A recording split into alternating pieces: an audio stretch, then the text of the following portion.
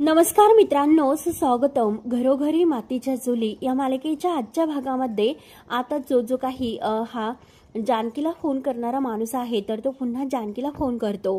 तेव्हा आता जानकी त्या माणसाचा फोन बघून आता खूप घाबरते आणि आता ह्या माणसाला इतके पैसे कुठून द्यायचे आणि तो तर तसा पुरावा नाही देणार. आणि तेवढ्यात ती फोन उचलते. तेव्हा आता तो माणूस म्हणत असतो की काय अहो, तुम्हाला पुरा हवा की नकोय, तुम्हाला नाही लागत का पुरावा? तेव्हा आता जानकी म्हणते की हो, मला पुरावा पाहिजे. मात्र तो माणूस तिकडून म्हणतो की मग आज रात्री 1,00,000 रुपये कॅश घेऊन या, पैसे जर आणले तरच हा पुरावा मिळेल, नाहीतर नाही. तेव्हा आता जानकी म्हणते की 1,00,000 रुपये, हे बघा या अगोदर सुद्धा मी तुम्हाला 1,00,000 रुपये दिलेत, एवढे पैसे मी तुम्हाला कुठून देऊन? तेव्हा तो माणूस म्हणतो की हे बघा, मागच्या वेळेसारखी हुशारी करून घेऊ नका, हा चान्स मात्र तुमच्यासाठी लास्ट असेल.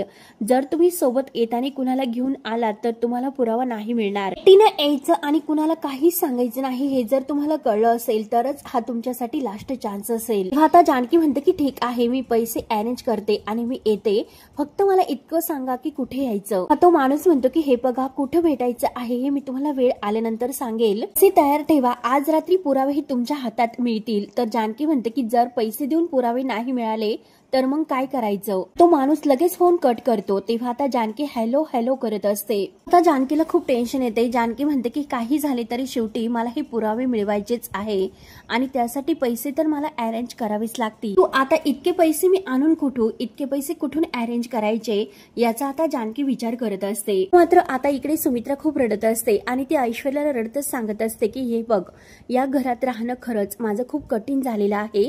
ती बाई सारखं मला त्रास देत असते आणि की तिला सामील आहे. आणि हे बघ, अगं मी माझं नाव काय लावते की सुमित्रा रणदिवे म्हणून, एकतरी रणदिवे माझ्या पाठीशी उभे आहेत का? तेव्हा आता ऐश्वर्या म्हणते की आई अहो, असं काय करतात तुम्ही? आणि सारंग आहोत ना तुमच्या सोबत? तेव्हा सारंग सुद्धा तेथेच असतो. सारंग म्हणतो की हो आई, आम्ही दोघेही तुझ्या पाठीशी आहोत, तू नको काळजी करू. हे बघ आई, फक्त तू रडू नकोस. तेव्हा ऐश्वर्या म्हणते की हो ना आई, आणि कुणासाठी रडतात तुम्ही? त्या जानकीसाठी. जानकी कधी तुमची नव्हती आणि तिच्यासाठी तुम्ही रडतात का? साठी तुम्हाला इतकं वाईट वाटते का? का आई तुम्ही इतकं स्वतःला त्रास करून घेतात? जानकी अगदी फक्त स्वतःचा विचार करत असते, फक्त कुटुंबाची काळजी आहे असं दाखवते आणि स्वतःला अगदी चांगलेपणाचं टेबल घेऊन मिरवत असते. तीच चांगली आहे असं क्रेडिट ती सदा मिळवत आली आणि आपण काय करतो? तिच्यावर विश्वास ठेवतो आणि आतापर्यंत तिच्या नाटकाला भुलत आलो. प्रत्यक्षात मात्र तिने स्वतःकडे मोठेपणा घेतलेला आहे. आई तुम्ही या गोष्टीचा विचार करा. स्वतःकडे मोठेपणा घेण्यासाठी तिने काय केले तर माझं आणि सुमित्राचे लग्न ठरवले होते. तर सुमित्राला त्या क्षणाची आठवण होते की जर जानकी म्हणलेली असते की सौमित्र आणि ऐश्वर्याचे लग्न ठरवले तर आता सयाजीराव आणि आपल्यामध्ये जवळीक निर्माण होईल, आपल्यामधील वाद मिटवेल. तो जे काही घडले तर ते भलतेच घडले आणि शेवटी माझं लग्न हे सारंग बरोबर झाले. तो हे बघा आई, तो निर्णय माझा होता. त्यावेळेस फक्त आणि फक्त मी रणदिव्यांच्या मदतीसाठी मी उभी राहिले होते. मी रणदिव्यांच्या संस्काराचा विचार केला होता, घराचा. मात्र आता ऐश्वर्याने जे काही सांगितले होते की या घरातील 2 नातं टिकवण्यासाठी आणि गावात जी काही या 2 घरांची बदनामी होणार आहे तर ते सगळं दूर करण्यासाठी मी सारंगशी लग्न करायला तयार आहे. हा जो ऐश्वर्याचा निर्णय आहे तर तिने त्या निर्णय का घेतला असेल यामागे तिचा काहीतरी मतलब होता. परंतु आता सुमित्राला जेव्हा या क्षणाची ऐश्वर्या आठवण करून देते, सुमित्राच्या डोळ्यासमोर सर्व काही उभं राहून शेवटी ऐश्वर्याची बाजू खरी आहे असं आता सुमित्राला वाटते. ऐश्वर्याने दिलेल्या शब्दानुसार आता ऐश्वर्याने सारंगशी लग्न केलेले आहे. एक क्षण आता सुमित्राला आठवतात. तर ऐश्वर्या विचारते की आई तुम्ही सांगा की त्यावेळेस जानकी कुठे गेली होती? हे बघा आई, मला भूतकाळ उकरून काढायला नाही आवडत, तर तुम्ही आहात म्हणून मी सांगते की आई हे बघा, या घरामध्ये आल्यापासून जानकी मला माझ्या प्रत्येक गोष्टीमध्ये अडकवत असते. हो आई, प्रत्येक वेळेस ती मला मागे खेचत आली. आता सुमित्रा आतापर्यंत जे काही घरामध्ये घडलेले आहे तर ते प्रत्येक क्षणाची तिला आठवण होत असते, सर्व काही तिला आठवते. तर ऐश्वर्या म्हणते की हे बघा आई, मला मान्य आहे की माझ्याकडून खूप मोठ्या चुका झालेल्या आहेत. आई एकदा माझ्या जागी येऊन विचार करा, कारण तुमची जर मोठी जाऊ तुम्हाला प्रत्येक अगदी कामामध्ये तुमच्या चुका दाखवत असेल, मला डॉमिनेट करत असेल, तुमच्यावर खरंच खूप प्रेशर आणत असेल, तुमच्यावर जर ती खूप हक्कच गाजवत असेल तर मग साहजिकच आहे हातामधून ह्या सर्व चुका होणं. खरं तर आई हे बघा, आज तुम्हाला जो काही त्रास होतोय, खरं तर तुमच्या बाबतीमध्ये जे काही घडत घडते अगदीच मला कळते आणि हे बघा जे ती खोटी बाई आहे पार्वती तिच्या सोबत ती जे काही करते तर जानकीने सुद्धा माझ्यासोबत तेच केलेलं आहे। ते क्षणाला प्रत्येक वेळोवेळी तिने मला या गोष्टीची जाणीव करून दिलेली आहे की माझं या घरामध्ये कोणीच नाही, या घरामध्ये मला कोणताही हक्क नाही म्हणून एकटीच आहे आणि ही माणसं आहेत तर ती माझी नाहीत। या घरात मला कोणतेही अधिकार नाहीत आणि तीच मुख्य आहे, तीच मोठी आहे। हे बघा ती बाई या घरात आल्यापासून तिने तुमच्याकडून जे काही हक्क आहे तर ते काढून घेतलेत, हे तुमचं तुम्हाला सुद्धा कळलेलं नाही। तेव्हा आता ऐश्वर्या बरोबर आता ह्या सुमित्राचे आणखीन कान भरून तिच्या मनात जो काही जानकीबद्दल द्वेष आहे तर तो वाढवण्याचा प्रयत्न करत असते। हे बघा आई, जेव्हा ती बाई आपल्या घरात आली आणि जानकीने जो काही कुटुंब कलशाचा घाट घातलेला आहे तेव्हा तो घाट जर तिने त्यावेळेस घातला नसता आज मात्र आपल्या घरामध्ये हे सगळं महाभारत घडलेच नसते। मात्र आता या क्षणाची सुद्धा सुमित्राला आठवण होते। ऐश्वर्या आता अगदी सुमित्राला भडकावून देत म्हणते की आई आता बाद झाले, खूप झाले, परंतु यापुढे मात्र आम्ही दोघेही तुमच्या सोबत आहोत। तुमची ही धाकटी सून ऐश्वर्या आणि तुमचा हा मुलगा सारंग, ही दोघेही तुमच्या सोबत आहोत, तुम्ही एकट्या नाहीत। आपण मात्र दाखवून देऊ त्या जानकीला आणि तिच्या सासूला या घरावर त्यांचा हक्क नाही म्हणून तुला सुद्धा तितकाच हक्क आहे। हे बघा आई, यापुढे अजिबात तुम्ही सहन करायचं नाही म्हणून आता सुमित्राचा तर ऐश्वर्यावर पूर्णपणे विश्वास बसतो। सुमित्रा आपल्या डोळ्यातील पाणी पुसते, कण उठते आणि म्हणते की हो, नाही सोडणार, तर या घरावर सुद्धा मी माझा हक्क नाही सोडणार आणि त्या जानकीला सुद्धा आणि त्या बाईला सुद्धा आता मी वठणीवर आणेल। ज्या रणदेवे कुटुंबासाठी मी किती कष्ट केलेत, किती खस्ता खाल्ल्यात हे माझं मला माहिती आहे, त्यामुळे हे बघा मी माझे हक्क नाही सोडणार। आता ऐश्वर्या म्हणते की हो, अगदी बरोबर आहे तुमचं, अजिबात तुम्ही हक्क सोडू नका। हे बघा आपण एकत्र आहोत, आम्ही आहोत तुमच्या सोबत। सारंग म्हणतो की हो आई, आता आपली यापुढे एक टीम असेल। हे बघ सौमित्र दादाला सुद्धा आणि शरू ताईला सुद्धा आपण आपल्या बाजूने घेऊया। हे बघ आई, तू काळजी करू नको, शेवटपर्यंत आम्ही तुझ्या बाजूने राहू। ऐश्वर्या म्हणते की हो आई, आणि बरोबर प्लॅन करून सुमित्राला आपल्या जाळ्यामध्ये अडकून आपल्या बाजूने वळवून घेतात। होळी सुमित्रा मात्र लगेच त्यांच्यावर विश्वास ठेवते। ऐश्वर्या सारंग आता एकमेकांकडे खूप खुश होऊन बघून हसत असतात। त्यानंतर आता जानकीला इकडे त्या पैशाचे टेन्शन येते। जानकी आता त्या माणसाच्या बोलण्याचा विचार करत असते की आजच रात्री 1 लाख रुपये कॅश घेऊन या म्हणून, जर पैसे आणले तरच पुरावे मिळतील, इतर तुम्हाला पुरावे नाही मिळणार। साठी आता काय करू याचा जानकी विचार करत असते की कुठून मी आता 1 लाख रुपये आणू।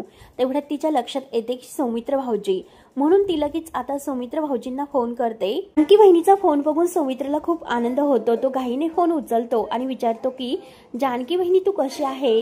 आता जानकी म्हणते की मी तर मजेत आहे आणि हे बघा तुम्ही कसे आहात, अवंतिका कशी आहेत ते विचारते। तर सौमित्र म्हणतो की अगं बहिणी, एकदम सगळे आम्ही दोघेही मस्त आहोत। जानकी म्हणते की हो चांगलं आहे आणि ते तर सौमित्र विचारतो की काय ग वहिनी, काय झाले, इतक्या टेन्शन मध्ये का वाटते, सर्व काही ठीक तर आहे ना।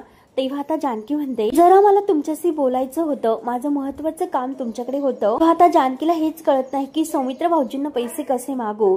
सौमित्र म्हणत असतो की अगं वहिनी बोल ना, काय झाले नक्की, कशाबद्दल तुला बोलायचं आहे, नक्की बोल, काही इतकं तू मनाला वाईट वाटून घेऊ नकोस। आता जानकी म्हणते की हे बघा सौमित्र भाऊजी, मला काही पैशांची गरज आहे। मात्र सौमित्र हसतो, तू कशाला माझी फिरकी घेतेस। तेव्हा आता जानकी म्हणते की हे बघा भाऊजी, खरंच मला पैशांची खूप गरज आहे, आज मला पैसे हवे आहेत आणि सॉरी मी अशा प्रकारे तुम्हाला पैशासाठी कॉल केला। आता सौमित्र म्हणतो की हे बघ वहिनी, अगं तू कशाला मला सॉरी म्हणतेस आणि हे बघ तू माझ्याकडे हक्काने पैसे मागू शकतेस, किती पैसे तुला हवे आहे। तर जानकी म्हणते की 1 लाख रुपये। सौमित्र विचारतो की अगं वहिनी 1 लाख रुपये आणि इतके पैसे तुला कशासाठी हवे आहेत बरं। हे बघ अगं वहिनी, सर्व ठीक तर आहे ना।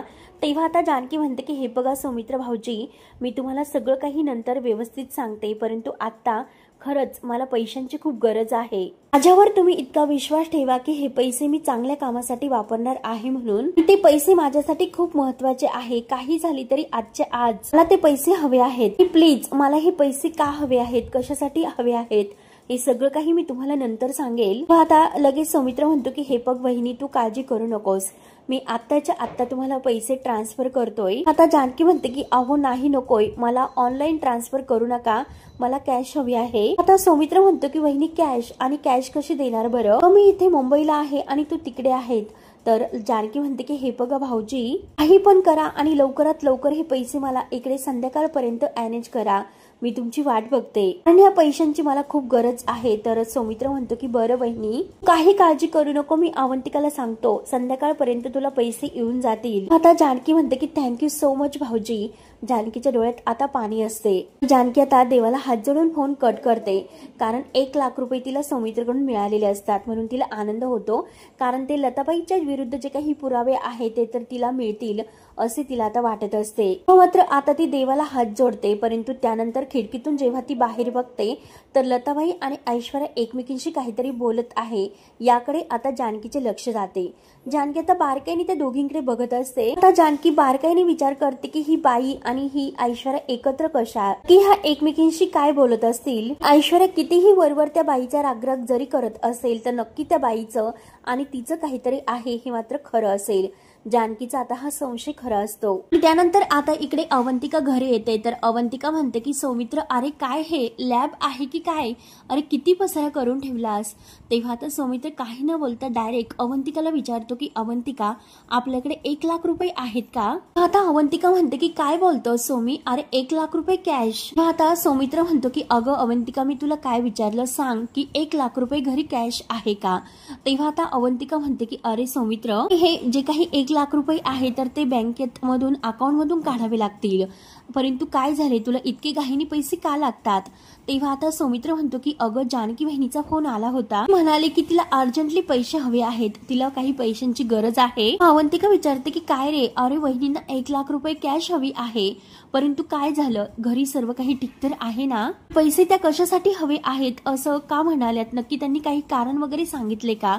त्यावर तर सौमित्र म्हणतो हे सर्व काहीच माहिती नाही, मी वहिनींना विचारलं होतं, परंतु वहिनी मला असे म्हणाले की माझ्यावर विश्वास ठेवा, जे काही मी हे पैसे वापरते तर ते चांगल्याच कामासाठी वापरते. आता अवंतिका अगदी टेन्शन मध्ये येऊन विचारते की सौमित्र, अरे घरी सर्व ठीक तर असेल ना, काही प्रॉब्लेम वगैरे नसेल ना. आता सौमित्र काहीने म्हणतो की मला माहिती नाही, पण चल आत्ताच्या आत्ता बँकेमध्ये जाऊ आणि कॅश काढू. तेव्हा आता अवंतिका म्हणते की अरे थांब मित्र, अरे जरा थांब, कारण आपण तर कॅश काढू परंतु ते पैसे देणार कसे, दिवसभर मात्र आपल्याला केसेस आहे. आता सौमित्रला आणखीन टेन्शन येते. सौमित्र म्हणतो की अरे पण आता काय करायचं, एकतर वहिनीला संध्याकाळपर्यंत हे पैसे हवे आहेत. आता अवंतिका म्हणते की हे बघ, आता आपण एक काम करूयात, मी बाबांना फोन करते आणि बाबांना पैसे द्यायला सांगूयात. आपण एक काम करू, आपण ना बाबांना 1 लाख रुपये आहे तर ते ऑनलाईन ट्रान्सफर करू, ते जानकी बहिणींना 1 लाख रुपये कॅश देतील. तेव्हा आता अवंतिकाची ही आयडिया मात्र सौमित्रला आवडते. सौमित्रला म्हणतो की हो एक्झॅक्टली आपण असंच करूया. अवंतिका त्यावर म्हणते की अरे सौमित्र, आपण हे पैसे वगैरे दिल्यानंतर आता बहिणींना विचारूयात की नक्की काय झाले आणि कशासाठी त्यांना अगदी ह्या टेन्शन मध्ये पैसे लागत होते, कारण मला खरंच खूप काळजी वाटते. तर सौमित्र म्हणतो की हो ना, मला सुद्धा खरंच खूप टेन्शन आलेले आहे, नक्की सर्व काही ठीक तर असेल ना. मात्र आता जानकीला पैसे मिळतात आणि ते पैसे पॉकेट वगैरे घेऊन आता जानकी अगदी डोक्यावर पदर वगैरे घेऊन जायला निघते. दरवाजात येते पण तोच लगेच आता ऋषिकेश समोर येतो. ऋषिकेशला बघून आता जानकीला खूप मोठा धक्का बसलेला असतो, कारण आता पुन्हा एकदा त्याने जानकीला रंगे हात पकडलेले असते. आता ऋषिकेश जानकीला विचारतो की जानकी, अगं काय इतक्या सकाळी सकाळी घाईने तू कुठे निघालीस. तेव्हा आता जानकी ही अगदी खोटं बोलते. जानकी म्हणते की मी देवळात निघाले. आता जानकी खोटं बोलते. जानकी म्हणते की हे बघा, अहो सगुणाचा फोन आला होता आणि ती असं म्हणाले की जेथे आपण राहत होतो त्या सगळ्या तेथील बायका हे देवळात चालल्या, कारण आज तेथे काहीतरी महाआरती आहे असं ती काहीतरी सांगत होती. हे बघा, आजचा दिवस सुद्धा खूप चांगला आहे, घरावर आलेले हे संकट लवकरात लवकर परतून लावण्यासाठी हे सर्व मी करते, मला साकडं घालेल आणि सगळं काही छान होईल. जानकी आता पुन्हा येऊ का असं बोलून घाईने जायला निघते, परंतु ऋषिकेश पुन्हा तिला थांबवतो.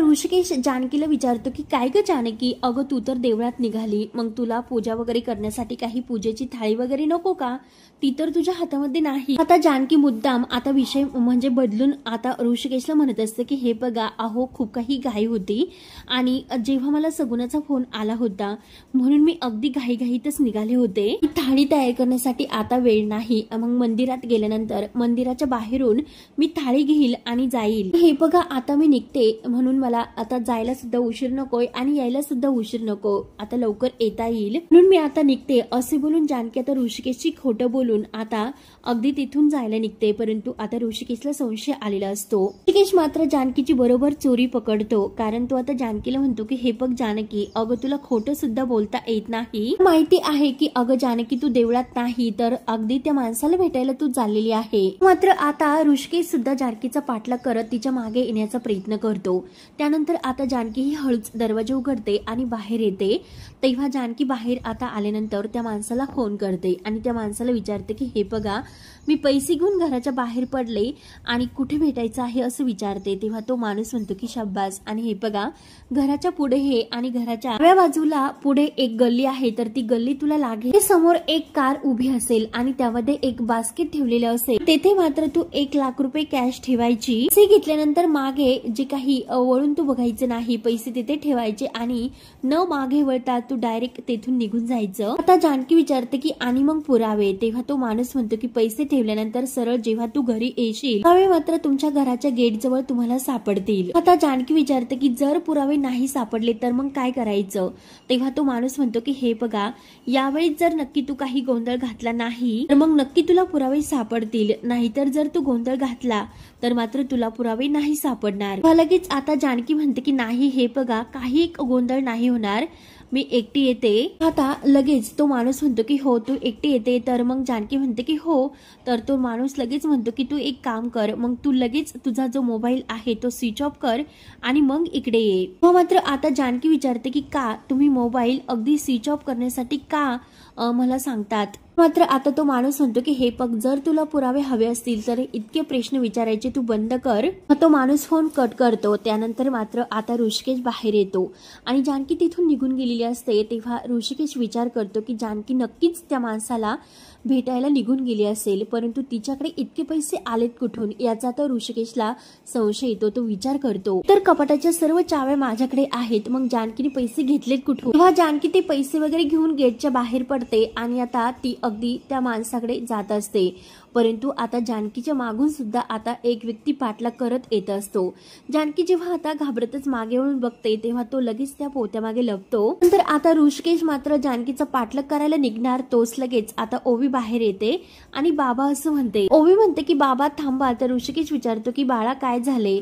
तेव्हा आता ओवी म्हणते की हे बघा आओ बाबा आई कुठे आहे. आता ऋषिकेश म्हणतो की आई बाहेर गेली, मी तिलाच आणायला चाललेलो आहोत. तेव्हा आता ओवी म्हणते की हे बघा बाबा अहो तुम्ही नका जाऊ, मला तुमची हेल्प हवी आहे. तेव्हा आता ऋषिकेश विचारतो की काय मदत हवी आहे. तर ओवी म्हणते की हे बघा नैसर्गिक साधन संपत्तीचे महत्व आणि प्रकार स्पष्ट करा. अहो कुशल तडीचा हा टॉपिक आहे. हे बघा आई नाही तर प्लीज तुम्ही मदत करा ना. आता ऋषिकेश म्हणतो की हो बाळा मी तुला उद्या मदत करतो. आता ओवी म्हणते की अहो उद्या जो काही पहिला क्लास असेल तर त्या क्लासमध्येच मला आता हे द्यायचे आहेत आणि जर मी माझा होमवर्क पूर्ण नाही केला तर मात्र मग मला हे मार्क्स कट होतील, त्यामुळे प्लीज बाबा तुम्ही प्लीज मला मदत करा. आता ऋषिकेश म्हणतो की बरं ठीक आहे तू नोटबुक आता ओपन करून बस, तोपर्यंत मी आलोच. तर ओवी खुश होऊन आत जाते. तेवढ्यात मात्र आता जे काही एक माणूस आहे तर तो घरी येतो आणि घरी आल्यानंतर तो आता ऋषिकेशला विचारतो की हे तर रणदिव्यांचंच घर आहे का.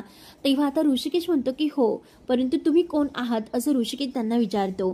तेव्हा मात्र आता तो माणूस म्हणतो की मी दामले वकिलांकडून म्हणजे अवंतिकाचे बाबा त्यांनी मला पाठवले. तेव्हा लगेच आता ऋषिकेश म्हणतो की हो मी त्यांना ओळखतो, बोला तुमचं काय काम होतं. तेव्हा तो माणूस म्हणतो की माझं जानकी बहिणीकडे काम होते. ऋषिकेश विचारतो की काय काम होते म्हणजे तुम्ही मला सांगू शकतात, कारण मी तिचा नवरा आहे. आता जे काही अवंतिकाच्या वडिलांनी 1 लाख रुपये आता दिलेले असतात, जानकीला द्यायचे सांगितलेले असतात, तर ते 1 लाख रुपये आता तो माणूस ऋषिकेशच्या हातात देतो आणि हे घ्या 1 लाख रुपये. आता ऋषिकेश बघतच असतो. ऋषिकेश विचारतो की 1 लाख रुपये कशाला. तेव्हा आता तो माणूस म्हणतो की मला अवंतिका ताईंनी सांगितले की बहिणींना हे पैसे देण्यासाठी. हे बघा तुम्ही आता एक काम करा, हे पैसे तुमच्या हातात घ्या आणि हे पैसे हातात घेऊन तुम्ही इथे सही करा, म्हणजे हे पैसे तुम्हाला मिळाले असे मला आता दामले वकिलांना सांगता येईल. आता ऋषिकेश म्हणतो की 1 मिनिट थांबा, मी अगोदर जानकीला फोन करतो. नंतर आता जानकी त्या माणसाने सांगितल्याप्रमाणे आता आपल्या घराच्या समोर त्या गल्लीकडे येत असते. परंतु आता तो माणूस जानकीचा पाठलाग करत तिच्या मागे येत असतो. परंतु जेव्हा जानकी मागे वळून बघत असते. तिला आता कसला तरी संशय येत असतो, परंतु तो माणूस लगेच आता तेथे झाडाझुडपात लपत असतो आणि पुन्हा जानकीचा पाठलाग करतो, जानकीच्या मागे जात असतो. तो आता जानकीचा फोन स्विच ऑफ असतो आणि इकडे ऋषिकेश त्यावर फोन करत असतो आणि आता ऋषिकेश म्हणतो की जानकीचा फोन स्विच ऑफ का येत असेल. आता ऋषिकेश अवंतिकाला फोन करतो. तेव्हा आता अवंतिका ऋषिकेश दादांचा फोन बघून घाईने फोन घेते. आता फोन उचलल्यानंतर आता अवंतिका म्हणते की हो दादा काय, तर लगेच आता ऋषिकेश म्हणतो की काय. तेव्हा आता अवंतिका विचारते की काय वहिनींना पैसे मिळालेत का. परत ऋषिकेश विचारतो की अगं पण अवंतिका 1 लाख रुपये तू कशासाठी पाठवलेत. आता लगेच अवंतिका म्हणते की दादा हे बघा वहिनींनी सौमित्राला फोन केला होता की 1 लाख रुपये हवे आहेत म्हणून. अवंतिका लगेच आता सौमित्राला आवाज देते की सौमी इकडे ये लवकर, ऋषिकेश दादांचा फोन आहे असं सांगते. तेव्हा आता लगेच सौमित्र तेथे येतो. अवंतिका म्हणते की हे बघा ऋषिकेश दादा तुम्ही आता सौमित्राशीच बोला म्हणून. सौमित्र म्हणतो की हो ना दादा बोल. आता सौमित्र फोन घेतो. तर लगेच आता ऋषिकेश विचारतो की सौमित्र अरे हा सगळा काय प्रकार आहे, 1 लाख रुपये तू जानकीला का दिलेत, पण तू इतके पैसे कशासाठी पाठवलेत, काय गरज होती. तेव्हा आता सौमित्र म्हणतो की अरे जानकी बहिणीला पैशाची खूप गरज होती म्हणून. आता सौमित्र म्हणतो की वहिनीचा सकाळी फोन आला होता. तेव्हा आता ऋषिकेश म्हणतो की 1 लाखाची तिला काय गरज असेल. जेव्हा आता जानकीचा फोन आलेला आहे ते झालेला सर्व काही प्रकार त्यांच्यामध्ये जे काही संवाद झाला तो सगळं आता सौमित्र ऋषिकेशला सांगतो. आता लगेच सौमित्र विचारतो की अरे दादा काय झाले, सर्व काही ठीक तर आहे ना. आता ऋषिकेश म्हणतो की हो अरे सर्व काही ठीक आहे, तुला नंतर थोड्या वेळाने फोन करतोय असं बोलून आता ऋषिकेश फोन ठेवतो. आता हे सर्व काही ऐकून सौमित्र आणि अवंतिका ह्या दोघांना सुद्धा खूप टेन्शन येते. त्यानंतर आता इकडे तो माणूस जो पैसे घेऊन आलेला आहे तर तो म्हणतो की ऋषिकेश दादा अहो सही तर करतात ना यावर. आता ऋषिकेश म्हणतो की हे बघा सही करण्याची काही गरज नाही. आणि तर तो माणूस म्हणतो की अहो पण असं. तर ऋषिकेश त्याच्यासमोर हात जोडतो, माफ करा की तुम्हाला इकडे येण्याचा त्रास झाला. मात्र आता तो माणूस ठीक आहे असे बोलून तेथून निघून जातो. परंतु आता ऋषिकेशला खूप टेन्शन येते. ऋषिकेश विचार करतो की आता पैसे तर आता इतक्यात आले, परंतु जानकी नेमकं तिकडे काय पैसे तर नाही, मग कशी गेली असेल, का गेली असेल. ऋषिकेशला आता खूप टेन्शन येते आणि जानकीची काळजी सुद्धा लागते. तेव्हा मित्रांनो हा भाग येथे संपतो. पुढील भागामध्ये की आता त्या माणसाला पैसे घेऊन आलेले असते आणि ते पैसे आता जानकी तेथे देऊन मात्र ती गाडीच्या मागे लपते आणि ते पैसे नसतात तर आता कागद असतात. तर जानकीने पूर्णपणे त्या माणसाला फसवलेले असतात म्हणून तो आता सगळं काही पैसे वगैरे फेकून तेथून जायला निघतो. परंतु जानकी आता त्याचा पाठलाग करत त्याच्या मागे धावत असते. परंतु आता जानकी पडते. परंतु जानकी जेव्हा जेथे पडते तर तेथे एक अगदी असा लोखंडी दंडुका पडलेला असतो. तर जानकी तो हातात घेते आणि जोरात त्या माणसावर फेकून मारते. तेव्हा तो दांडका आहे तर तो त्याच्या पायाला लागतो आणि तो अगदी खाली पडतो. की धावत जाते आणि त्या माणसाची गचंडी धरून त्याला ओढते. मात्र आता जानकी बघते तर जानकी त्या माणसाचा जो काही चेहरा मास्कने झाकेला आहे तो हिसकावून काढण्याचा जेव्हा प्रयत्न करते तेव्हा जानकी विचारते कोण आहेस तू, कोण, का फसवतोस. तेव्हा जानकी बघते. जानकीला त्या माणसाला बघून आता एक खूप मोठा धक्का बसलेला असतो. तेव्हा मित्रांनो हा माणूस आता नक्की कोण असेल आणि का म्हणजे काय, आता ही जानकीला काही कळत नसते. तेव्हा मित्रांनो आता पुढे काय होतं आणि कसे होते हे बघण्यासाठी आपल्या चॅनलला नक्की तुम्ही सबस्क्राईब करत राहा. धन्यवाद.